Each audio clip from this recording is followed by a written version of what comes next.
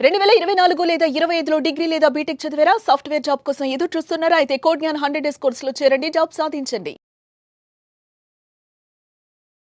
నమస్తే. Welcome to Suman TV. నేను మీ anchor సిరి. Present మనం కొనుక్కునే ప్రాపర్టీ ఏదైనా, అది ల్యాండ్ అయినా, లేదు అంటే ఇల్లు అయినా, కొన్ని సందర్భాల్లో కొన్ని రోజులు ట్రావెల్ అయిన తర్వాత మనకి అనుకోకుండా దాని మీద కేసు ఉందని తెలియడం జరుగుతూ ఉంటుంది. అలాంటప్పుడు అసలు నిజంగానే మనం ఒక ప్రాపర్టీ కొనుక్కునేటప్పుడు దాని మీద కేసు ఉందా లేదా అన్నది ఎలా తెలుసుకోవచ్చు? దీని గురించే ఈరోజు ఇన్ డీటెయిల్గా మనతో షేర్ చేసుకోవడానికి హైకోర్టు అడ్వకేట్ అలగిరి రవీంద్రనాథ్ గారు ఉన్నారు. వారిని అడిగి తెలుసుకుందాం. నమస్కారం సార్. నమస్తే అండి శ్రీ గారు. అంటే సార్, మీకు ఈ మధ్య కాలంలో విపరీతంగా ఇలాంటి కేసెస్ వచ్చాయి అండ్ మనం కూడా ఎన్నో డిస్కషన్లో మనం మాట్లాడుకోవడం కూడా జరిగింది. ఎస్పెషల్లీ ఎవరైనా కూడా ఒక ప్రాపర్టీ అయినా, ల్యాండ్ అయినా, లేదు అంటే ఇల్లు కొనుక్కునేటప్పుడైనా అలాంటి సందర్భాల్లో అంటే ఇప్పుడు ఇది నేను తీసుకుంటున్నాను, దీని మీద నాకు ఫర్దర్గా ఎలాంటి ఇష్యూస్ లేకుండా లీగల్ పరంగా చాలా కరెక్ట్గా ఉండాలి అన్న ప్రాసెస్లో దాని మీద కేసు ఉందా లేదా అన్నది ఏ విధంగా తెలుసుకోవచ్చు అంటారు? దానికి సంబంధించిన డీటెయిల్స్ ఏంటి సార్? ఇది ప్రతి ఒక్కరికి చాలా ఇంపార్టెంట్ శ్రీ గారు. ఈ వీడియో ప్రతి ఒక్కరూ చూడాలి. ప్రతి ఒక్కరికి షేర్ చేయాల్సిన అవసరం కూడా ఉంటుంది. ఎందుకు ఈ మాట చెప్తున్నానంటే, ప్రాపర్టీస్ కొనుగోలు అమ్మకాలు జరుగుతూ ఉంటాయి. మన ప్రాపర్టీని కొన్ని సందర్భాల్లో అమ్మాల్సిన పరిస్థితి వస్తుంది. కొన్ని సందర్భాల్లో మనం కొన్ని ప్రాపర్టీస్ని కొనుక్కుంటూ ఉంటాం. ఇటువంటి సందర్భాల్లో మనం ఎటువంటి జాగ్రత్తలు తీసుకోవాలి, ఆ జాగ్రత్తలు తీసుకోకపోతే వచ్చే ప్రాబ్లం ఏమిటి అన్నది మనం ఈ వీడియోలో తెలుసుకుందాం. ముఖ్యంగా ఒక ప్రాపర్టీ కొనుక్కునేటప్పుడు ఎక్కువ మంది ఏం చేస్తారంటే, ఫస్ట్ ఒక స్థలం కానీ, లేకపోతే ఫ్లాట్, ఇండిపెండెంట్ హౌస్ ఏదైనా కావచ్చు. ఒక ఇమ్మూవబుల్ ప్రాపర్టీని కొనడానికి పర్చేజ్ చేయడానికి వెళ్ళేటప్పుడు ముందుగా డాక్యుమెంట్స్ అడుగుతాం. ఏమండి ఎవరి డాక్యుమెంట్ ఉందని. ఆ డాక్యుమెంట్ చూసి ఈసీలోకి వెళ్తాం. ఈసీ చెక్ చేసుకుంటాం. ఈసీ చెక్ చేసుకున్న తర్వాత కాస్ట్, రేట్ ఎంత ఉంది, స్క్వేర్ ఫీట్ ఎంత ఉంది, లేకపోతే స్క్వేర్ యార్డ్ ఎంత ఉంది, లేకపోతే ఎకరం కాస్ట్ ఎంత, గుంట కాస్ట్ ఎంత, ఏదో ఒకటి రేటు మాట్లాడుకుంటాం. సార్ నెగోషియేషన్స్ నడుస్తాయి, ఐఎస్ఆర్ నో నడుస్తుంది, పేమెంట్ షెడ్యూల్ మాట్లాడుకుంటారు, అంతా బాగుంది, ఓకే ఈసీలో అని పేరుంది కాబట్టి ఓకే అని చెప్పి మనం ముందుకు ప్రొసీడ్ అయిపోతాం చాలా సందర్భాల్లో.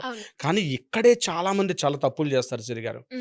ఏమిటా తప్పు అంటే, కొన్నిసార్లు ఏమవుద్దంటే, మనం కొనుక్కునే సందర్భాల్లో ఎవ్రీథింగ్ అంతా స్మూత్ అనుకునేటప్పటికీ మనం కొనుక్కున్న తర్వాత పెద్ద పిడుగుపాటులాగా వార్త ఏంటంటే, నేను ఈ ప్రాపర్టీకి ఆల్రెడీ పర్చేజ్ చేశానని చెప్పి కొంతమంది, లేదు ఆల్రెడీ ఈ ప్రాపర్టీ ఆల్రెడీ కోర్టు వివాదాల్లో ఉందని చెప్పి కొన్ని సందర్భాల్లో, లేకపోతే మార్టిగేజ్లు ఉన్నాయని, బ్యాంకుల్లో ఉన్నాయని, లేకపోతే ప్రైవేటు వ్యక్తుల యొక్క చేతుల్లో ఆల్రెడీ ఈ యొక్క ప్రాపర్టీని పెట్టి ఆ వ్యక్తి కొంత అమౌంట్ తీసుకున్నానని చెప్పి ఇట్లాంటి ఏదో లీగల్ నోటీసులు రావడం, లేకపోతే కోర్టు నుంచి ఆర్డర్స్ రావడం, బ్యాంకు నుంచి లెటర్స్ రావడం, ఇట్లాంటివి మనం చూసాక అరే ఇన్ని కోట్లు పెట్టి ఇన్ని లక్షలు పెట్టి ప్రాపర్టీ కొన్నానని చెప్పి లబోదిబోమని ఏడ్చుకున్న సంఘటనలు చాలా ఉంటాయి.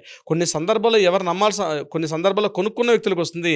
కొన్ని సందర్భాల్లో ఏమవుతుందంటే, తీరా మనం ప్రాపర్టీని మనం ఆల్రెడీ ఒక రీసెంట్గా శ్రీనివాసరావు గారి అనే వ్యక్తి ఒక ప్రాపర్టీని కొనుక్కున్న 2010లో కొన్నారు.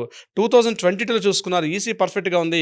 తీరా ఈసీ పర్ఫెక్ట్గా ఉంది కదా అని చెప్పి ఈసీలో డీటెయిల్స్ కనబడలేదు, పర్ఫెక్ట్గా ఉందని చెప్పి ఆయన ప్రాపర్టీని అమ్మడానికి వెళ్ళేసరికల్లా ఆల్రెడీ 2017లో, అంటే ఎవరికైతే మనం డాక్యుమెంట్స్ ఇస్తామో ఆ డాక్యుమెంట్ తీసుకున్న వ్యక్తి ఆ లీగల్లో చూపించుకున్న తర్వాత, నేను లీగల్లో చెక్ చేశాను ఆ ప్రాపర్టీ, ఆ లీగల్ డాక్యుమెంట్ చెక్ చేసేసరికి ఆయన 2017లో ఆయన దగ్గర బంధువే ఇదే ప్రాపర్టీ మీద ఒక కేసు వేసినట్టుగా కూడా మనకి అప్పుడు కోర్టులో చెక్ చేసినప్పుడు తెలిసింది. అంటే ఎలా తెలుసుకోవచ్చు సార్? అందుకని ఇప్పుడు నేను చెప్తాను అవన్నీ కూడా, వివరాలన్నీ కూడా.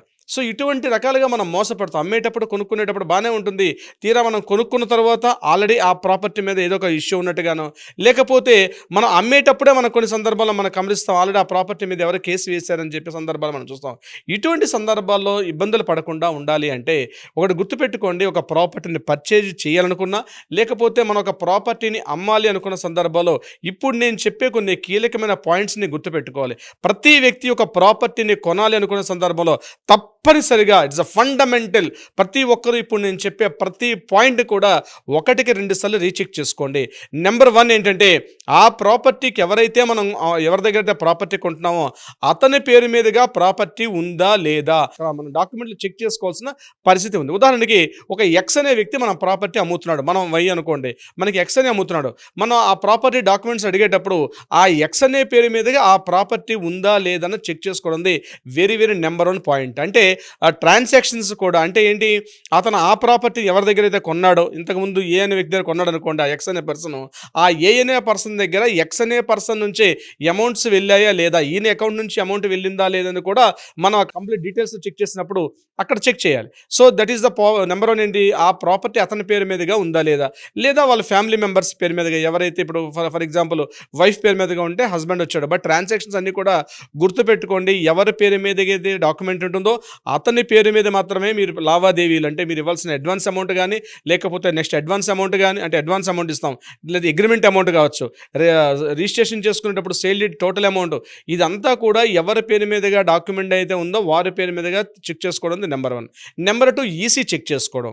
ఈసీ చెక్ చేసుకునేటప్పుడు ఏమైతుందంటే ఆ ప్రాపర్టీ ఇంతకుముందు ఏదైనా బ్యాంకుల్లో లోన్స్ ఉన్నాయా, మార్టిగేజ్లు ఉన్నాయా, లేకపోతే ఎక్కడైనా ఎవరికైనా పెట్టి అమౌంట్ ఏమైనా తీసుకున్నారా, ఇలాంటివన్నీ కూడా దానికి సంబంధించి మనకి ఈసీలో బయటకు వచ్చే అవకాశాలు కూడా మనకు తెలుస్తుంది ఈసీలో. అక్కడ ఇంపార్టెంట్ పాయింట్.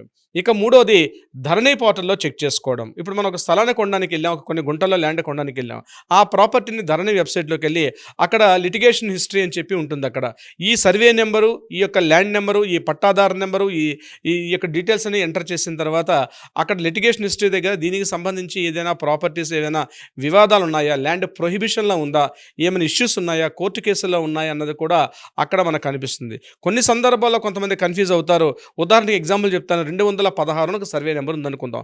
ఆ 216 సర్వే నెంబర్లో అక్కడ ప్రొహిబిషన్లో కనిపిస్తుంటుంది. మనం ల్యాండ్ కొనేటప్పుడు ఈ సర్వే నెంబర్ 2016లో ఉంటే మొత్తం 216 సర్వే నెంబర్ మొత్తం కూడా లిటిగేషన్, అంటే మొత్తం 216 సర్వే నెంబర్లో మొత్తం ల్యాండ్ ఉండదు. కాబట్టి ఈ పర్టికులర్ ల్యాండ్ ఉందా లేదని తెలియాలంటే సర్వే చేయించుకొని దానికి అడ్వాన్స్ ఇవ్వడం, అగ్రిమెంట్ చేసుకోవడం చాలా మంచిది. ఇది మూడో పాయింట్ ధరణిలో కనిపించేటప్పుడు.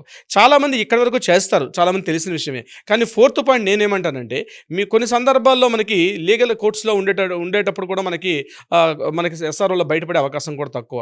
అటువంటి సందర్భాల్లో మనం ఏం చేస్తామంటే, మనకు ఉన్నటువంటి డిస్ట్రిక్ట్ కోర్ట్స్లో కానీ హైకోర్ట్స్లో కూడా మనం చెక్ చేసుకోవాల్సిన పరిస్థితి కూడా ఉంటుంది. ఈ యొక్క ల్యాండ్కి సంబంధించినటువంటి డీటెయిల్స్ అన్నీ మనం ఎంటర్ చేస్తే అక్కడ బయటకు వస్తుంది. ఎలా చెక్ చేసుకోవాలి సార్ అంటే, ఈ నేమ్ ద్వారా కానీ, లేకపోతే కొనుక్కునే ఎవరిదైతే ప్రాపర్టీ ఉందో వాళ్ళ పేరు మీదుగా ఈ ల్యాండ్ మీద ఏమైనా ఉన్నాయంటే, ఈ కోర్ట్స్ యాప్ అని ఒక యాప్ ఉంటుంది. కోర్టుకు సంబంధించినటువంటి అప్ టు డేట్స్ అన్నీ కూడా మనకు ఆ యాప్లోనే కనిపిస్తుంటాయి. ఆ యాప్లోకి వెళ్ళి మనం చెక్ చేసి ఎవరైతే ఈ డీటెయిల్స్ నేమ్స్ అన్ని ఎంటర్ చేసినప్పుడు ఇతని మీద ఏమైనా ఆ సర్వే నెంబరు, ఆ మండలం, ఆ విలేజ్, ఆ ఏరియాలో మనకి ఏమైనా ఈ ల్యాండ్ మీద ఇష్యూస్ ఉంటే కూడా మన కోర్టుల్లో కూడా చెక్ చేసుకోవాల్సిన పరిస్థితి కూడా వస్తుంది కొన్ని సందర్భాలు.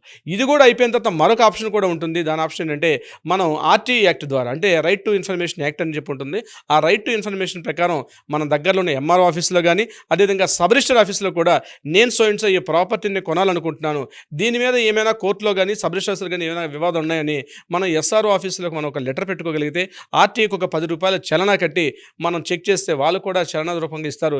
ఈ ప్రాపర్టీ మీద ఏమైనా వివాదాలు ఉన్నాయా, గొడవలు ఉన్నాయా, ఇష్యూస్ ఉన్నాయని కూడా ఎంఆర్ఓ ఆఫీస్లో కానీ ఎస్ఆర్ఓ ఆఫీసులో కూడా ఇచ్చే అవకాశం కూడా ఉంటుంది. ఇది ఒక ఆప్షన్గా మనం తీసుకోవాల్సి వస్తుంది. మరొక ఆప్షన్ కూడా ఉంది, చిట్ట చివరి ఆప్షన్ అంటే, దాని మీద మనం ఒక పేపర్లో ప్రకటన వేసుకోవడం. కాస్త పెద్ద మొత్తంలో పెద్ద ఎకరాల్లో తీసుకునేటప్పుడు మనం కోర్టులో ఏమైనా ఇష్యూస్ లేకుండా ఉండాలంటే ఒక పేపర్లో ప్రకటన వేసి, సో అండ్ సో ప్రాపర్టీ నేను పర్చేజ్ చేయాలనుకుంటున్నాను, దీని మీద ఆల్రెడీ ఏమైనా ఉన్నాయని చెప్పి మనం పేపర్లో ఒక ప్రకటన, ఒక అడ్వకేట్ త్రూగా వెళ్ళి అడ్వకేట్ త్రూగా పేపర్లో ఒక ప్రకటన వేసి, దీని మీద ఏదైనా వివాదాలు ఉంటే ఇమీడియట్గా తక్షణం సంప్రదించమని చెప్పి మనం కోర్టు పేపర్లో నోటిఫికేషన్ వేసి అక్కడి నుంచి టైం తీసుకొని ఒక 40 days 30 days టైం తీసుకొని తర్వాత మనం ఫర్దర్గా సేల్ డీడ్ పొజిషన్లోకి వెళ్ళడం కూడా మంచిది.